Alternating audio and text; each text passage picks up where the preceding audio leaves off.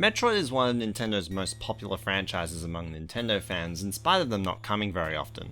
The first Metroid game entered the scene in 1986 to critical and commercial success. Samus was the first female protagonist in a game, and quite the unexpected one too for its era. Up until 2002, Metroid would go on to have 3 more 2D titles, followed by something on the GameCube. However, after Fusion, Nintendo decided to release Metroid Zero Mission on the Game Boy Advance, which was a remake of the first NES game, but with a twist. The twist was that it was dipped into a pot of Super Metroid, a highly welcome decision for most people, myself included. Today I'm diving into both games to look at those changes and what that did to the core of Samus's first adventure. I'm Hat-Wearing Gamer, and this is Metroid and Metroid Zero Mission for Original vs. Remake. Both games start out with a rather well-known location on the planet Zebes, the location of the Morph Ball, where you jump over this platform, fall down this hole, pick up the power-up, and get out by morphing underneath. It was even used in Super Metroid. After this, they're similar on a surface level, but different on a more technical level. In the NES game, morph, missiles, and bombs alone will unlock at least the end of the game, as well as the high jump boots and ice beam will get you access to the entire map.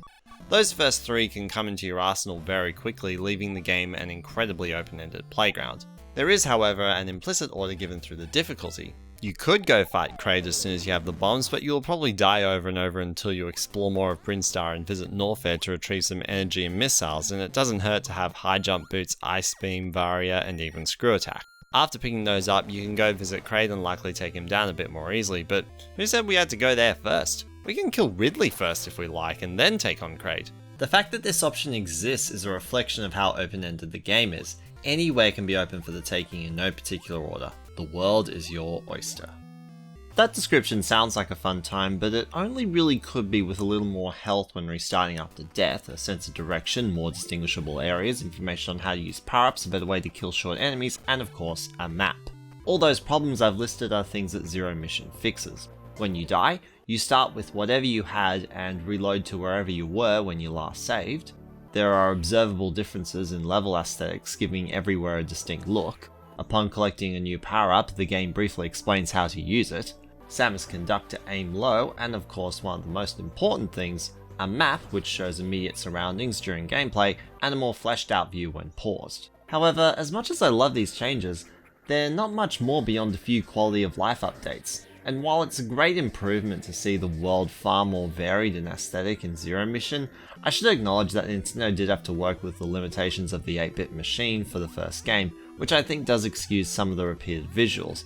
It might be possible for some of the world to look more distinct from other areas, particularly in Kraid's lair, but without an in-game map of some kind it probably wouldn't make a huge difference, leaving aside how early this game was in the NES's life. After the earlier mentioned Morph Ball puzzle, there's a pattern that goes explore, find something, unlock more map, rinse and repeat. Bit of a generalization, but largely what happens. That said, if you stop there, then you've missed something. Several things even. You've missed the value of what those things bring. Everything you find has unique qualities to them. The long beam lets you fire further. Bombs are weapons you place that go off when a timer counts down. The ice beam freezes enemies in place, which can turn them into platforms. I could go on. These unique qualities help enhance the exploration due to the new abilities they provide. Those things were done in both games, though to a lesser degree in the NES game, such as the bombs unlocking Kraid, but the NES game's design didn't lend itself too much to it due to its openness. However, the way Zero Mission builds on it is by changing the level design in several places to better complement the collected items, especially in Kraid's lair. It is true that if Zero Mission was left largely unchanged in its item progression compared to the NES game, they still could have changed Kraid's lair's aesthetic without tweaking the overall design, but they went above and beyond with it. Kraid's lair now looks designed to have a sense of progression to it, including the mechanic of the claw grips that hang from the ceiling and a mini-boss that uses them. Though it might have been better to have a bit more practice with them before a boss, but I know that placing a boss later would throw off the pacing before Kraid, and I didn't even notice or consider this as a flaw until right before I started writing this sentence. Now none of this is to say that Kraid's lair in the NES version has no design to it. The path that leads to Kraid is the most difficult to access in the first corridor. It can be opened through some good platforming, but is made much more easier through either the high jump boots or the ice beam. But after that, it's a straight shot through a corridor, and everywhere else contains optional pickups if you're lucky. So rather than the lair being an intricate maze full of puzzles to solve, it can feel like aimless wandering until you stumble into the boss. I would give a similar analysis about Ridley's Lair, but it's more or less the same comments for both games respectively, except that Ridley's Lair doesn't even have a tricky door that has to be passed to get to him. You just suddenly appear in front of him if you're lucky, and I know that's true because it's what happened to me. I largely have the same thoughts about Norfair, but worse because of bombing some random location to get to where you need to go. Zero Mission of course changes all of these things to turn the design of the world into something resembling Super Metroid a little more, but there's a bit of direction and puzzle solving by applying the moves to the level design. One other thing I'm somewhat impressed by is by keeping all the main pickups like the high jump boots or screw attack in the same locations as they were in the NES game.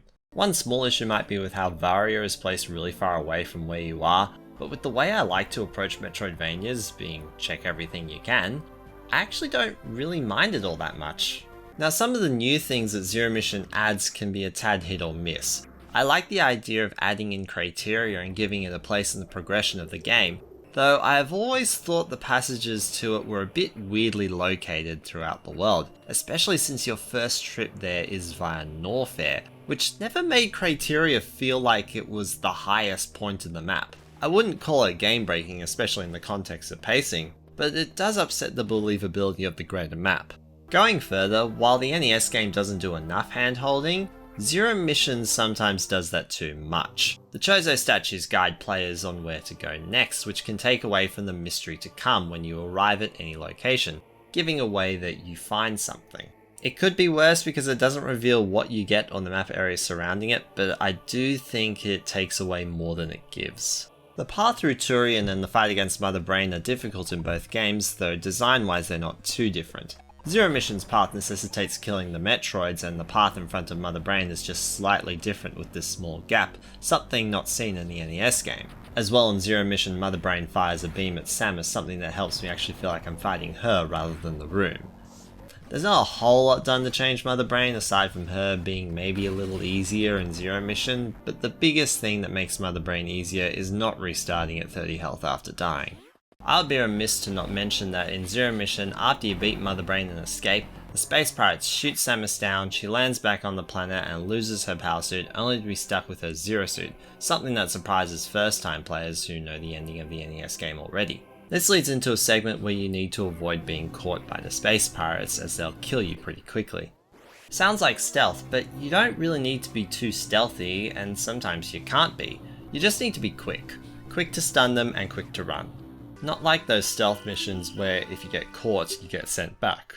I prefer this kind as a stealth mission since one mistake doesn't reset your progress. As well, even for players who might prefer the other kind, you can still tackle some parts of it like this. One last thing to mention is the music when entering the space pirate ship to start off the stealth segment.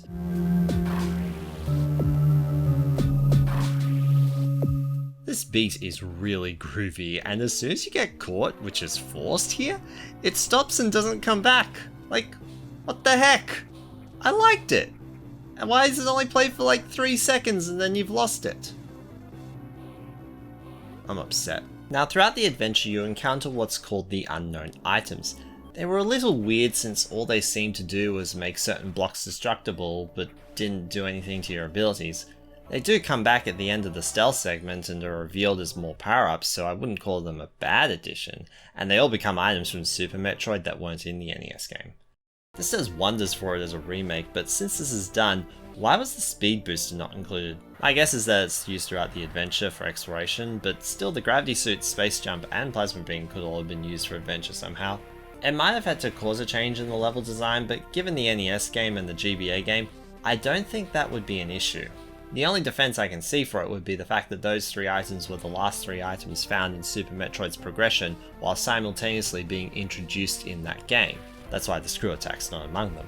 And given how powerful they are, it's greatly satisfying to be able to explore the world with them after having completed it already, which is an entirely new problem being the endgame victory lap, a time where you explore the world with every power-up hunting down the last collectibles to obtain 100%. It's a bit mixed, I find. It's a pain for people who want to 100% the game, but a nice romp for everyone else who bothers to go back to the world after gaining these. As well though, when you can first use them after going through the space pirate base in Chozodia without the power suit at all, being completely defenseless, it is so much fun to just run through decimating everything before you without a single care. Oh my goodness, it is so good! Zero Mission ends with a quick, probably too easy and slightly anticlimactic boss fight against Mecha Ridley, and in true Metroid fashion, an escape sequence. It's obvious that I do prefer the remake as it is a higher quality, more polished, more accessible, more cohesive adventure, but I do think the original has some unique qualities, namely in its openness. The fact that almost all of the world can be explored with just a few items means the rest of the pickups enhance your exploration. Long beam, Varia, high jump, every missile pack and every energy tank, the list goes on. This all helps make the adventure more personalised. The game is just held back by the intense conditions of restarting at the beginning location every time with only 30 health, not having a map, the repeated indistinguishable visuals, and so on. Earlier I labelled the changes that Zero Mission applies to fix those as simple quality of life improvements, and I want to dial back and focus on those a bit. Some of them have been hacked into the NES game by fans. This resulted in a mod called Metroid Plus. It has a map on the pause screen and restarts players back at the start of the location they're in at the point of death. Whoa, I just have to chime in here and say that I completely forgot that restarting at the start of the area is actually also still in the vanilla game. Everything else I say about this is correct, but just ignore that one bit. I apologize for that, it is entirely my fault. Continue the video. I tried the mod out and found the NES game far more bearable to play. The map made the world easier to explore and I had a sense of direction. I can't get past how much more simpler exploring Kraid's lair was. I only wish I could play it without my existing knowledge of the game as I knew the goals already. In fact, I could tell by just looking at the map where Screw Attack Kraid and Ridley were. Mother Brain wasn't any different sadly, but that's because the quality of life enhancement that would improve it was not always restarting back at 30 health, something not in the mod. But I think this mod says more about the design of both of these two games more than they could say about each other or themselves. The NES game does have the quality of being an open-ended playground where you explore and grow stronger to take on whatever comes your way. It can become a very personal playthrough, discovering the world on your own. The NES game can be a good experience with just the quality of life updates. Zero Mission is largely a redesign of the whole game from not so much the ground but rather the base up. The general map and item layout was kept, but they managed to design an incredible experience around it, linking what was there in ways that reflect the collected items, placing a few new things and rooms around, removing as little as possible, and while managing to not completely superannuate the original since the quality of life updates show that the NES game can stand uniquely from its remake. It means that the NES game and Zero Mission have two different experiences to offer. The downside is that the experience offered by the NES game is cold and unwelcoming, and it took a mod to warm it up a bit. When remakes are announced or released, people often ask or strive to figure out which version of the game is definitive.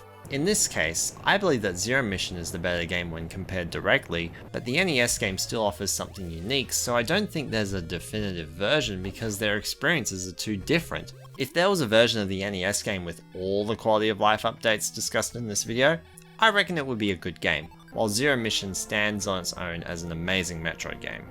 I'm Hat Wearing Gamer, and this has been Original vs Remake. Hey all, thank you so much for watching. It's been a long time coming for the, what is I guess now the yearly YouTube video that happens in the middle of the year, but at least this one technically came faster because it's like, the last one was in late July, so this is kind of like, you know, late June-ish kind of time, which is pretty good, pretty good. We're getting better, baby steps. But yeah, finally got this one done. It's good to have it done and out of the way. I can move on to the next thing. I'm going to go back to the Paper Mario series talk and start on Thousand Year Door, so look forward to that. We've got, I'd like to thank all the usual thank yous as well. Matt for his script help, Hannah for editing, and of course for the patrons for their ongoing continued support. If you'd like to be a patron, please become a patron. That'd be really super nice. Yeah, I guess that's it for now. I'd like to thank you all so very much for watching, and I'll see you for Thousand Year Door. I guess in sometime in June of 2023 at this point. Alright, see you all later.